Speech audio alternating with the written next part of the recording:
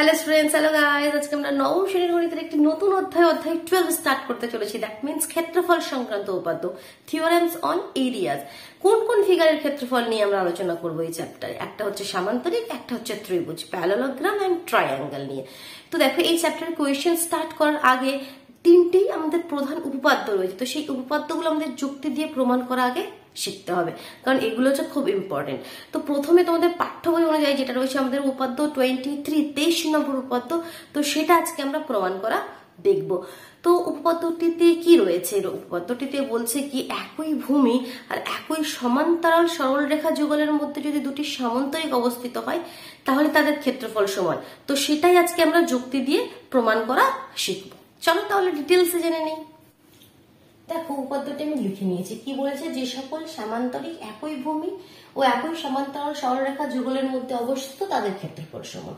That means বলতে কি চাইছে, একই ভূমি, মনে করি একটা ভূমি, আর আমাদের এই একই সমান্তরাল সরলরেখা যুগলের মধ্যে, এটার সঙ্গে একটা সমান্তরাল সরলরেখা আমি এটা করেছি। এই যুগলের মধ্যে হচ্ছে যদি দুটি সামান্তরিক থাকে, মনে করো এভাবে একটা সামান্তরিক রয়েছে, এই মনে করো একটা সামান্তরিক রয়েছে, আর এভাবে একটা সামান্তরিক রয়েছে, ঠিক? তাহলে এই যে সামান্তরিক দুটি, মনে করো এ বি সি ডি, এটা একটা সামান্তরিক এ বি সি ডি।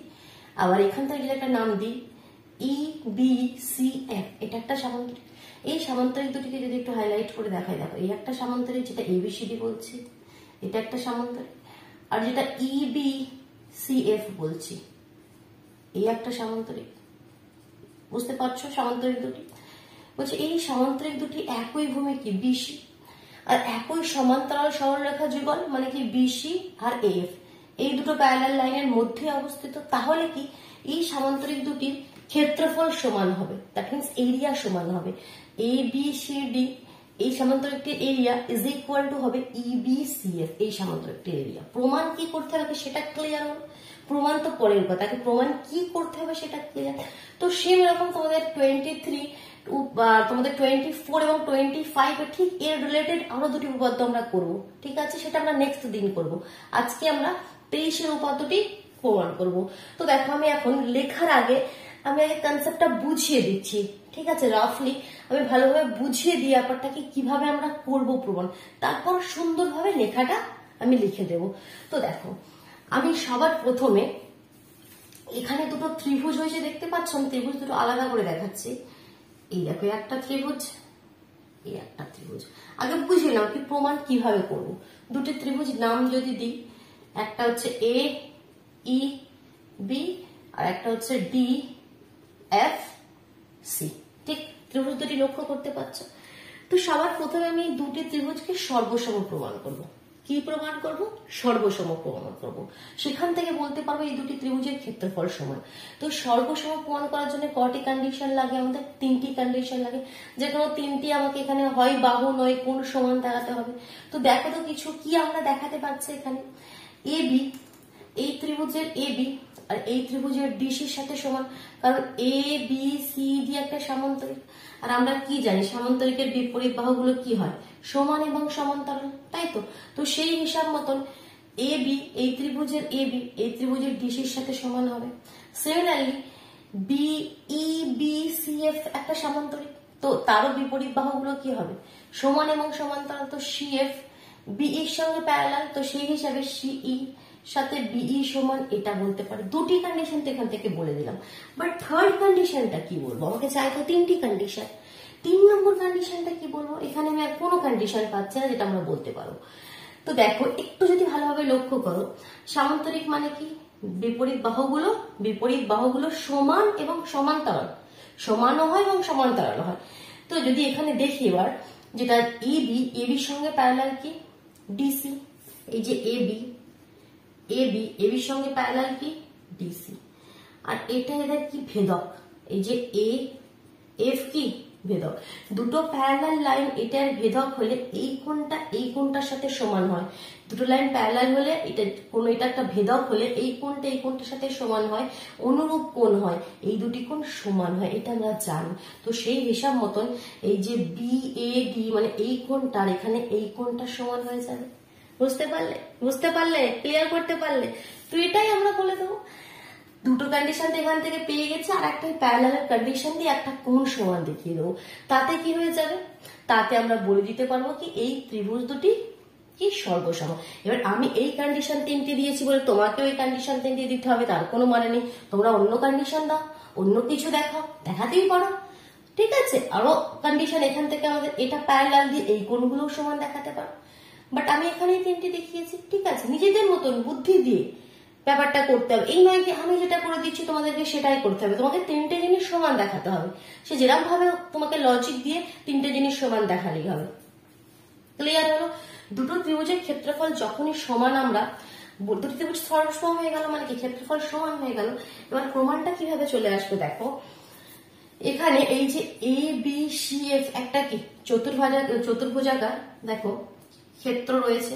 আমি এটাকে যদি একটু আঁকি, এ বি সি এফ, এই চতুর্ভুজাকার ক্ষেত্রটা থেকে আমি একবার যদি এই ত্রিভুজটা মাইনাস করে দিই, কোন ত্রিভুজটা, এ ই বি, মানে এ এখান থেকে এ ই বি, এটাকে আমি মাইনাস করে দেবো। মাইনাস করে দেবো মানে কি এটাকে মুছে দেবো, তাহলে কোন আমাদের সামান্তরিকটা পড়ে থাকছে, ই বি সি এফ, ঠিক। আর একবার সেম এই চতুর্ভুজাকার ক্ষেত্র থেকে নাম দিয়ে আবার এ বি সি এফ, এ থেকে এই ত্রিভুজটা মাইনাস করে দেবো, দ্যাট মিনস এই দিকের ত্রিভুজটা, তাহলে কি পড়ে থাকছে, এ বি সি ডি। তো এখান থেকে বলে দিতে পারবো কি এই ত্রিভুজটার ক্ষেত্রফল সমান এই ত্রিভুজের নয় সামান্তরিকের ক্ষেত্রফল সমান এই সামান্তরিকের ক্ষেত্রফল, that means area of ABCD is equal to area of EBCF. কনসেপ্টটা ক্লিয়ার হলো? কিভাবে করব আমরা, প্রথমে দুটি ত্রিভুজের কে সর্বসম দেখিয়ে দুটো ত্রিভুজের ক্ষেত্রফল সমান করে দেবো, তারপর এই পুরো ফিগারটা থেকে একবার এই ত্রিভুজটাকে মাইনাস করে দেবো আর একবার এই ত্রিভুজটাকে মাইনাস করে দেবো, তাহলে আমরা বলে দিতে পারবো কি এখানে সামান্তরিক দুটির ক্ষেত্রফল সমান। এবার এটাকে একটু লিখতে হবে, এটা তো কনসেপ্ট ক্লিয়ার হলো। এবার একটু লেখার প্রসেসটা আমি বলি, এটা ক্লিয়ার করে দিচ্ছি এখানে। চলো এবার আমি একটু লিখে নিই। দেখো আমি লেখাটা লিখে নিয়েছি, তাহলে সবার প্রথমে লিখবে প্রদত্ত। প্রদত্ত মানে কি কি দেওয়া আছে সেটা লিখবে, সামান্তরিক এবিসিডি এবং সামান্তরিক ইবিসিএফ। এবিসিডি ইবিসিএফ একই ভূমি বিসি, একই সমান্তরাল যুগল বিসি ও এফ এর মধ্যে অবস্থিত। ক্লিয়ার? নেক্সট পয়েন্ট হবে কি প্রমাণ করতে হবে যে সামান্তরিক, বারবার নাম না লিখে আমরা সামান্তরিকের এই চিহ্নটাও দিতে পারি, এভাবে আমরা প্যারালালোগ্রামের সাইনটা দিয়ে দেবো, চিহ্নটা দিয়ে দেবো। সামান্তরিক এবিসিডি এর ক্ষেত্রফল ইজ ইকুয়াল টু সামান্তরিক ইবিসিএফ এর ক্ষেত্রফল, এটা আমাকে প্রমাণ করতে হবে। এবার প্রমাণ, মেন পয়েন্ট প্রমাণ। প্রমাণে কি করছি, সবার প্রথমেই দুটি ত্রিভুজ নিয়ে নিচ্ছি। কোন ত্রিভুজ দুটি, এই একটা ত্রিভুজ এ বি ই আর এই একটা ত্রিভুজ ডি সি এফ। তাহলে এ বি ই ও ডি সি এফ এর মধ্যে এবার কি কি সমান দেখাচ্ছে, A B is equal to DC. A B is equal to DC কারণ কি সামান্তরিকের বিপরীত বাহু। EB is equal to CF, EB is equal to CF কারণ কি এটাও সামান্তরিকের বিপরীত বাহু। কোন সামান্তরিকের, প্রথমটা ছিল এবিসিডি সামান্তরিকের বিপরীত বাহু আর সেকেন্ডটা হলো ইবিসিএফ সামান্তরিকের বিপরীত বাহু, EB is equal to FC. Third condition যেটা বললাম এবি প্যারালাল টু ডিসি আর এ এফ ভেদক, তাহলে এই কোণ দুটি কি সমান হয়ে গেল, তো সেটাই লিখেছি। Angle বিএই is equal two CDF, কারণ কি এরা অনুরূপ কোণ, বা আমি রেজাল্টে এভাবে লিখে দিয়েছি কি এবি প্যারালাল টু ডিসি আর এফ ভেদক। তো তিনটে কন্ডিশন সমান দেখিয়ে দিলাম, তো এখান থেকে আমরা কি বলতে পারবো এই ত্রিভুজ দুটি সর্বসম। তো দেখো আমি এটা যদি উপরে লিখি, তো এখানটা আমি ক্লিয়ার করে এবার লিখছি কি অতএব ত্রিভুজ কি নাম দেওয়া আছে এবিই আমাদের সর্বসম হয়ে গেল ত্রিভুজ, কোন ত্রিভুজের সঙ্গে, ডিসিএফ এর সঙ্গে। তাহলে অতএব আমরা বলতে পারি কি ত্রিভুজ এবি এর ক্ষেত্রফল, ত্রিভুজ এবিই এর ক্ষেত্রফল ইজ ইকুয়াল টু ত্রিভুজ ডিসিএফ এর ক্ষেত্রফল, ঠিক এটা বলতে পারি। এবার ওই যে পুরো আমাদের চতুর্ভুজাকার ক্ষেত্রটা থেকে যে মাইনাসের ব্যাপারটা সেটা এবার আমি দেখিয়ে দিই লিখে, এটা পুরোটা ক্লিয়ার করে দিচ্ছি। তো দেখো এবার আমরা কি লিখবো, চতুর্ভুজাকার ক্ষেত্র এ বি সি এফ, মানে পুরো ফিগারটা বলছি আমি, এই যে পুরো ফিগারটা এ বি সি এফ, তো আমি লিখতে পারি কি চতুর্ভুজাকার ক্ষেত্র চতুর্ভুজাকার ক্ষেত্র এ বি সি এফ। এটা কোনো প্যারালালোগ্রাম বা কোনো আয়তক্ষেত্র, কোনো বর্গক্ষেত্র নয়, কিন্তু চতুর্ভুজাকার ক্ষেত্র বলতে পারি, কারণ কি চারটি সাইড রয়েছে। চারটি সাইড মানে কি চতুর্ভুজ, তো তার জন্য আমরা চতুর্ভুজাকার ক্ষেত্র। এটার কোনো স্পেশাল নাম নেই, কারণ এটা তো কোনো সেরকম ফিগার নেই, কোনো সামান্তরিক বা কোনো আয়তক্ষেত্র বা কোনো বর্গক্ষেত্র বা কোনো রম্বস সেরকম কিছু নেই। যার জন্য লিখছি কি চতুর্ভুজাকার ক্ষেত্র এবিসিএফ ইজ ইকুয়াল টু চতুর্ভুজাকার ক্ষেত্র এবিসিএফ লিখতে পারি। আমি একই কথা দুবার লিখতে পারি, 5 ইজ ইকুয়াল টু 5 লিখতে পারি, কারোর কোনো অসুবিধা নেই, সেটাই লিখলাম। চতুর্ভুজাকার ক্ষেত্র এবিসিএফ ইজ ইকুয়াল টু চতুর্ভুজাকার ক্ষেত্র এবিসিএফ।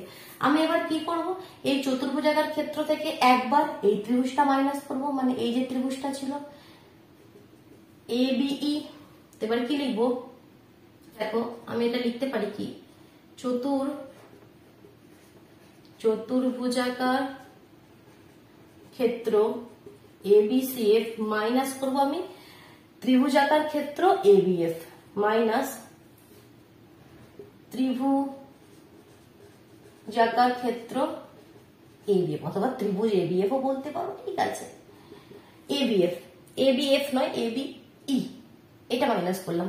এটা ইজ ইকুয়াল টু, আমি এই চতুর্ভুজাকার ক্ষেত্র থেকে আবার এবার ওই দিকেরটা মাইনাস করব। এই ফিগারটা আমি এখানে আরেকবার করব। এই রয়েছে আমাদের এ বি সি এফ, আমি বলছি এবার এইটা মাইনাস করব। তো লিখতে পারি এই চতুর্ভুজাকার ক্ষেত্র এবিসিএফ মাইনাস ত্রিভুজাকার ক্ষেত্র আমাদের ডিসিএফ মাইনাস ত্রিভুজাকার ক্ষেত্র ডিসিএফ। কেন আমি প্রথমে বললাম কি 5 ইজ ইকুয়াল টু 5 আমি লিখতে পারি, দুটো জিনিসকে আমরা সমান লিখতে পারি, একই জিনিস। তারপর আমি বললাম আমি একবার এই ত্রিভুজটা মাইনাস করছি, একবার এই ত্রিভুজটা মাইনাস করছি। তো দ্যাট মিনস এই ত্রিভুজ দুটো আমরা কিভাবে মাইনাস করতে পারি, কেন মাইনাস করতে পারি, কারণ কি আমরা আগেই বলে দিয়েছি এই দুটো ত্রিভুজের ক্ষেত্রফল সমান, যেটা আমরা প্রমাণ করলাম সর্বসম। কেন প্রমাণ করলাম, কারণ দেখো দুটো ত্রিভুজের ক্ষেত্রফল যদি সমান প্রমাণ না করতাম, মনে করো একটা ত্রিভুজের ক্ষেত্রফল মনে করো আমাদের 3 বর্গ একক, একটা ত্রিভুজের 2 বর্গ একক, তাহলে আমি এবার আমাদের নিজের ইচ্ছা মতো 5 মাইনাস 3 আর এদিকে 5 মাইনাস 2 কি করতে পারতাম না? কেন আমরা করতে পারবো না। এই দুটো জিনিস সমান তো আমরা লিখতে পারবো, বাট এবার আমরা একই জিনিস আমরা এটা করতে পারি কি 5 মাইনাস 2 5 মাইনাস 2 মানে কি সমান, এটাও 3 এটাও 3। তো যার জন্য এই যে জিনিসটা মাইনাস করছি সেই জিনিস দুটো সমান, তাদের ক্ষেত্রফল সমান তো দেখাতে হবে, যার জন্যই আমরা ফার্স্ট পার্টটা করলাম। এটা আমরা মুখস্থ করে নিয়ে লিখে দিই, বাট ব্যাপারগুলো না বুঝতে হবে, যতক্ষণ না বুঝবে ততক্ষণ পড়ার মধ্যে ঠিক মজা পাবে না। প্রত্যেকটা পার্ট প্রত্যেকটা স্টেপ বুঝে করতে হবে কি কেন করছি আমরা দুটো চতুর্ভুজাকার ক্ষেত্র সমান বলে দিলাম, তারপর আমি দুটো চতুর্ভুজাকার ক্ষেত্র থেকে জাস্ট দুটো ত্রিভুজাকার ক্ষেত্র মাইনাস করে দিলে আমাদের প্রমাণটা চলে আসছে। তো সেই ত্রিভুজাকার ক্ষেত্র তো আমরা এমনি মাইনাস করে দিতে পারি না, একবার 5 থেকে যেটা বললাম একবার 3 মাইনাস করছি, একবার 2 মাইনাস করছি, তাহলে 2 ইজ ইকুয়াল টু 3 তো কখনো পসিবল হবে না। যার জন্য আমরা প্রথমে প্রমাণ করে দিলাম কি এই ত্রিভুজের ক্ষেত্রফল দুটি সমান। এবার সমান হলে আমরা 5 থেকে এটাও মাইনাস করলে যা হবে, আর 5 থেকে এটা মাইনাস করলে কি তাই হবে, তবেই তো আমাদের ব্যালেন্সটা সমান থাকবে। তো সেটাই করলাম। এবার এখান থেকে আমরা বলে দিতে পারবো যেটা আমাদের প্রমাণ করা। তো প্রথম ক্ষেত্রে এটা থেকে যদি এই এ বি এফ এটা মাইনাস করে দিই, তাহলে কোন ত্রিভুজটা কোন এই সামান্তরিকটা পড়ে থাকছে ই বি সি এফ। প্রথম ক্ষেত্রে যা লিখবো আকার ক্ষেত্র সামান্তরিক আকার ক্ষেত্র EBCF is equal to, যেটা বলছি আমরা এই দিকটা থেকে যদি এই দিকের ত্রিভুজটা মাইনাস করে দিই, সামান্তরিক আকার ক্ষেত্র ABCD is equal to সামান্তরিক আকার ক্ষেত্র ABCD।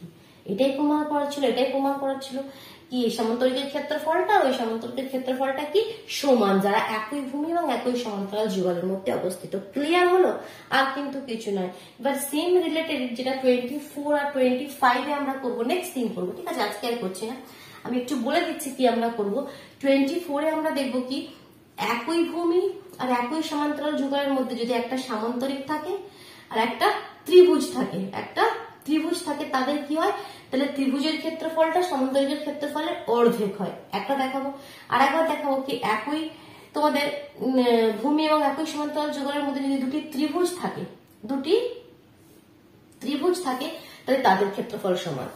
উপপাদ্য 23 তে আমরা বললাম কি একই ভূমি একই সমান্তরাল যুগলের মধ্যে যদি দুটি সামান্তরিক থাকে তাদের ক্ষেত্রফল সমান। উপপাদ্যটা 23 আর 25 আমরা শিখবো কি একই ভূমি একই সমান্তরাল যুগলের মধ্যে যদি দুটি ত্রিভুজ থাকে তাদেরও ক্ষেত্রফল সমান।